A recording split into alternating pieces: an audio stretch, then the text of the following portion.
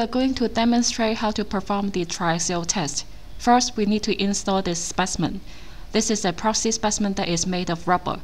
Here is the base of the Triaxial chamber. There are 6 screw holes. On the side, there are 4 valves which can control the drainage of the Triaxial chamber. This is valve A, which controls the confining pressure. These are valves B1 and B2 which connect to the bottom of the specimen.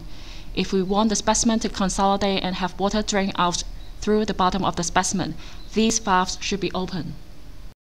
This is valve C. If we connect a tube through the bottom hole to the top cap and open valve C, water will be draining through the top. If we want to mimic the drainage condition in the field, which is likely to be double drained, both valves B and C should be open. For single drainage, we can either open valve B or valve C. The Triaxial chamber will be filled with water which acts as the medium for applying the confining pressure to the specimen. However, the specimen cannot be soaked in water directly. A rubber membrane must be installed to separate the specimen from the water. If the rubber membrane breaks during the test, the confining pressure will not be applied properly and the test will be regarded as unsuccessful. Hence, before installation, it's important to check whether the rubber membrane has holes. We can fill the membrane with water and see if there is any leakage. Also, we can examine the membrane by eyeballing. For example, the circle on this membrane represents the spot with a hole. In the subsequent specimen preparation process, we have to handle the membrane carefully to prevent it from suffering any damages. Now we will use the membrane vacuum expander to help slip the membrane over the specimen. O-rings will also be used to fix the membrane in place and help avoid the water from entering the specimen. In fact, there is a big O-ring on the base plate. So now I am slipping the membrane into the membrane expander. For this demonstration, we will use a remolded specimen which is extruded from a steel sampling tube using a jack. The specimen will be placed on the pedestal of the base. When the membrane expander is ready, we can use a vacuum pump to pump out the air such that the membrane will be expanded. The membrane is now wrapped over the soil specimen. We can remove the O-rings, then take out the membrane expander. In general, the membrane is longer than the specimen. Make sure that there are no air bubbles in the crease. Next, we want to affix the O-rings onto the membrane to help prevent water from entering the specimen. 2 O-rings should be positioned at the top cap and another 2 should be at the pedestal level. Make sure that the O-rings do not girdle around the specimen directly. Use the membrane expander to help affix the O-rings. Please ensure that the 2 O-rings do not cross over. Now we can install the transparent cylinder and the top cap. There are 6 screws at the top. Make sure that they are tightly screwed. Otherwise, there may be water leakage and the confining pressure will not be applied properly. In a moment, we are going to fill the Triaxial chamber with the aired water.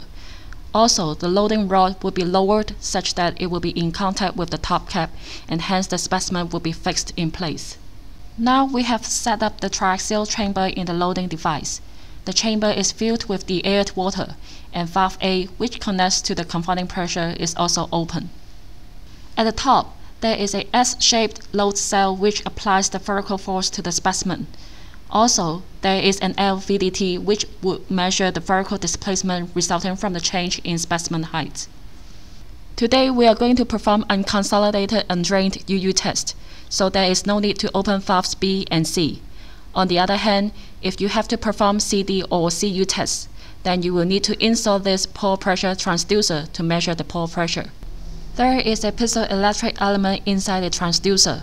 When there is a change in the water pressure, the element will deform, which will be transformed into electrical signal can be recorded digitally by the computer. The transducer can be connected to valve B or C or both. If you perform a drained test, you can connect a tube to valve B or C to measure the amount of water flowing out of the specimen. Now the setup is ready. We will first apply the confining pressure. For this demonstration, we will use 0.5 atmosphere because under low confining pressure, we can easily identify the failure surface of the specimen. The Triaxial test is completed. The specimen is at its failure state. The specimen has become shorter and fatter. Also, the failure surface is evident. The angle of the failure surface can be indicated by this rod. Theoretically, the angle between the rod and the horizontal is equal to 45 degrees plus half of the friction angle of the soil. Indicated on this computer screen is the vertical displacement on the x-axis and the vertical force on the y-axis. Adjust the vertical force and the vertical displacement by subtracting the initial force and displacement respectively. To obtain the stress-strain curve, divide the vertical displacement by the original height and divide the vertical force by the cross-sectional area of the specimen. If you look at this red curve closely, this low displacement curve suggests that the specimen is a densely packed material. There is a peak which is followed by a decrease in loading. We can regard this peak to be the failure state of soil. If we use a larger confining pressure, the low displacement curve will level off without a drop in the loading. To determine the strength of the soil, we can use the load corresponding to a strain of 20%. Draw the Mohr circle at failure state. Repeat the test for at least 3 times with different confining pressures.